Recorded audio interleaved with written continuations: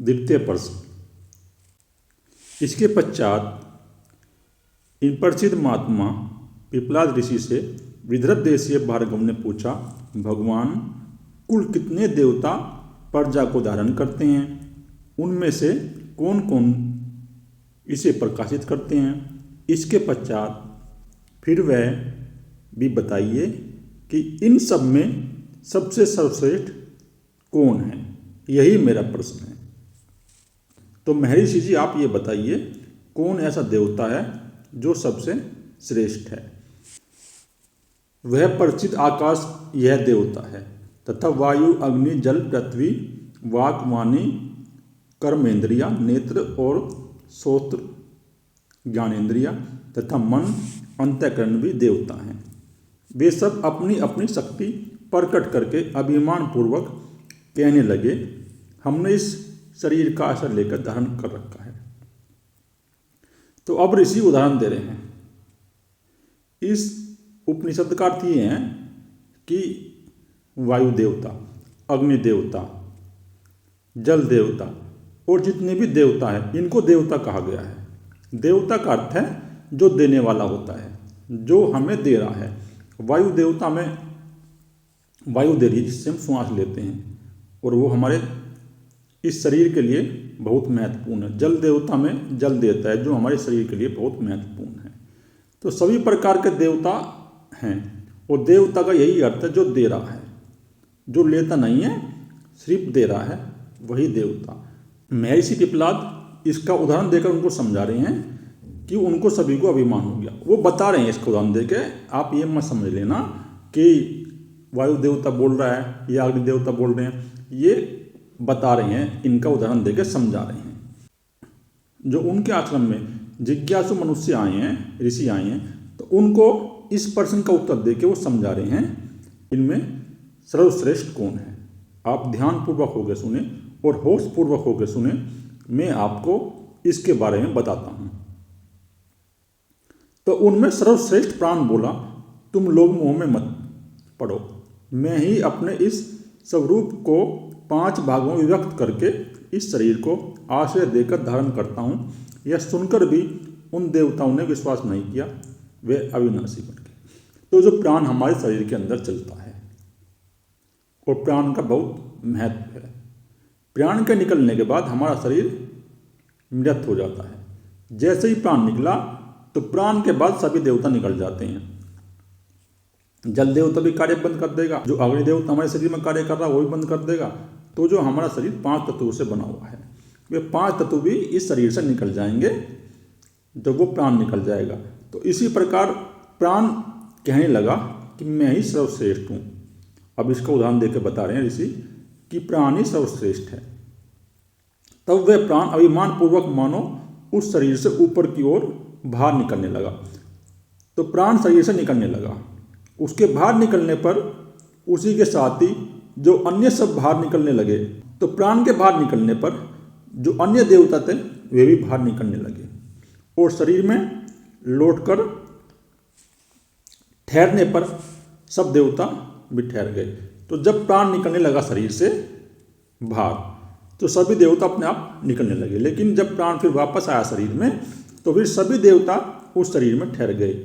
तो इसी प्रकार मधु के छत्ते से मधु मक्खियाँ के राजा के निकलने पर उसी के साथ सारी मक्खियाँ बाहर निकल जाती हैं। जिस प्रकार मधु का छत्ता होता है तो उससे रानी मक्खी बाहर निकलती है तो सारी मक्खियाँ फिर उड़ जाती हैं, बाहर निकलती हैं। तो इसी प्रकार प्राण के निकलने पर सभी देवता निकल जाते हैं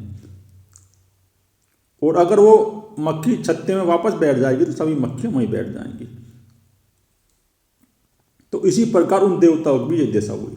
जो अन्य देवता थे, जो अहंकार कर रहे थे कि मैं श्रेष्ठ हूँ, यह सब देखकर वाणी, नेत्र, श्रोत्र और मन वह सभी प्राण को श्रेष्ठ अनुभव करके प्राण की स्तुति करने लगे। फिर जो मन, ये भी देवता बताया गया, मन को आँख है, कान है, वाणी है, तो ये सब देवता हैं, ये हमें सब दे रहे हैं शरीर को। तो इसी प्रकार सबने मान लिया कि प्राण ही श्रेष्ठ है। जब प्राण निकलने लगा और फिर सभी देवता निकलने लगे सभी ने कार्य करना बंद कर, वाणी ने भी कार्य करना बंद कर दिया, आँख ने भी कार्य करना बंद कर दिया, कान ने भी कार्य करना बंद कर दिया, और जो ये 5 तत्व थे हमारे शरीर के अंदर वो भी निकलने लगे। तो इसी प्रकार सबने मान लिया और सब उसकी स्तुति करने लगे कि प्राण ही श्रेष्ठ है। वह वाणी आदि सब देवताओं की स्तुति करते हुए बोले, वह प्राण अग्नि रूप से तपता है, वही सूर्य है, वही मेघ है, वही इंद्र है, वही वायु है, तथा वह प्राण देव ही पृथ्वी एवं रही है, तथा जो कुछ सत्य और असत्य है, तथा जो अमृत कहा गया है वह भी है। तो प्राण ही श्रेष्ठ है। प्राण से श्रेष्ठ कुछ नहीं है, वो प्राण ही श्रेष्ठ है। रथ के पहिए की नाभि में लगे हुए आरोह की बाती, ऋग्वेद की संपूर्ण ऋचाएं, यजुर्वेद के मंत्र तथा सामवेद के मंत्र और यज्ञ करने वाले ब्राह्मण, क्षत्रिय आदि अधिकारी वर्ग, यह सब के सब इस प्राण में प्रतिष्ठ हैं, अर्थात सबका आश्रय प्राण है। तो प्राण से ही सब निकले हैं, क्योंकि शरीर के अंदर अगर प्राण नहीं होता तो ये वेद नहीं निकलते, ये ब्राह्मण नहीं होंगे, ये क्षत्रिय नहीं होंगे। तो अगर प्राण है तो सब कुछ है, अगर प्राण नहीं बचेगा तो इस पृथ्वी से जीवन नष्ट हो जाएगा।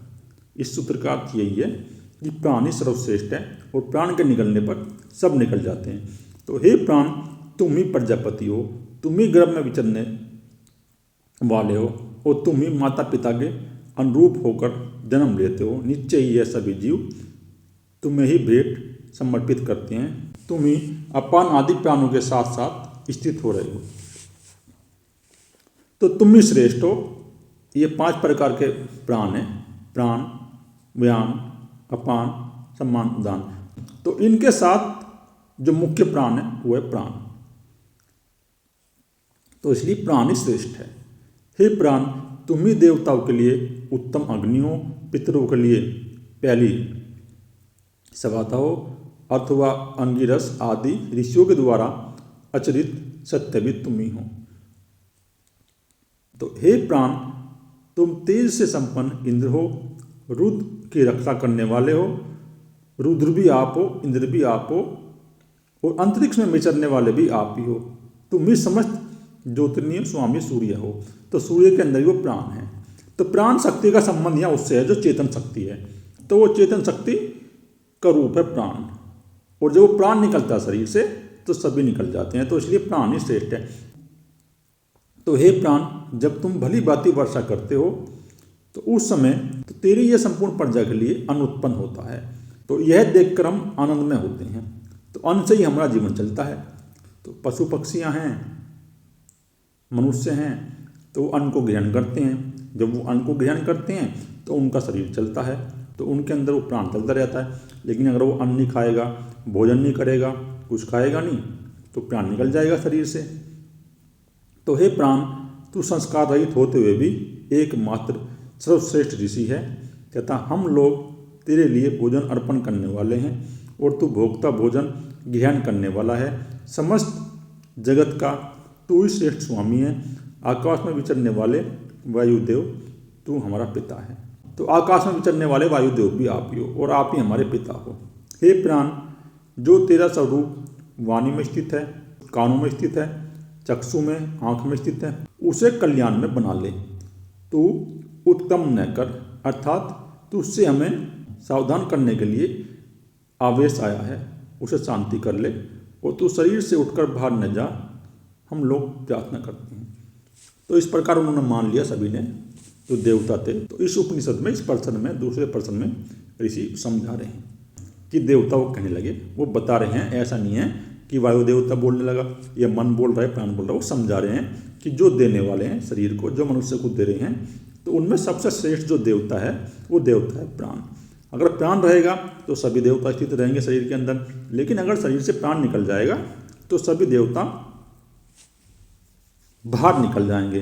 तो इसलिए महर्षि पिपलाद कह रहे हैं कि यह प्राण ही सर्वश्रेष्ठ है, और प्राण से ही हमारा जीवन चलता है। और जो कुछ स्वर्ग लोक में स्थित है वे सब प्राण के अधीन है। प्राण जैसे माता अपने पुत्रों की रक्षा करती है, उसी प्रकार तुम हमारी रक्षा करो, हमें कांति और बुद्धि प्रदान कर। इस प्रकार यह दूसरा प्रश्न समाप्त होता है। सभी ऋषियों ने मान लिया। जो महर्षि पिपलाद उनको समझा रहे थे, जो ऋषि आए थे, कि इस शरीर के अंदर प्राण ही सर्वश्रेष्ठ है इस पृथ्वी पे। अगर हमारे शरीर के अंदर प्राण नहीं होगा, प्राण निकल जाएगा तो इस शरीर की मृत्यु हो जाएगी। अगर इस शरीर के अंदर प्राण रहेगा तो वाणी भी अपना कार्य करेगी, कान भी अपना कार्य करेंगे, आँख भी अपना कार्य करेंगे, मन भी अपना कार्य करेगा, और ये जो 5 तत्व हैं प्रकृति के ये भी अपना कार्य करेंगे, क्योंकि इन 5 तत्वों के अंदर ही प्राण स्थित है। अग्नि में जो उष्मा है ना वो प्राण के कारण ही है, और जल में भी वो प्राण शक्ति है, आकाश में भी वो प्राण शक्ति है। तो सभी के अंदर सब जगह वो प्राण शक्ति कार्य कर रही है, और वो प्राण शक्ति हमारे शरीर के अंदर कार्य करती है। तो ऋषि पिपलाद जी ने ये बता दिया है कि प्राण ही सर्वश्रेष्ठ है सभी देवताओं में, और तुम्हें प्राण की आराधना करनी चाहिए। और प्राण वो चेतन शक्ति है, वही प्राण है।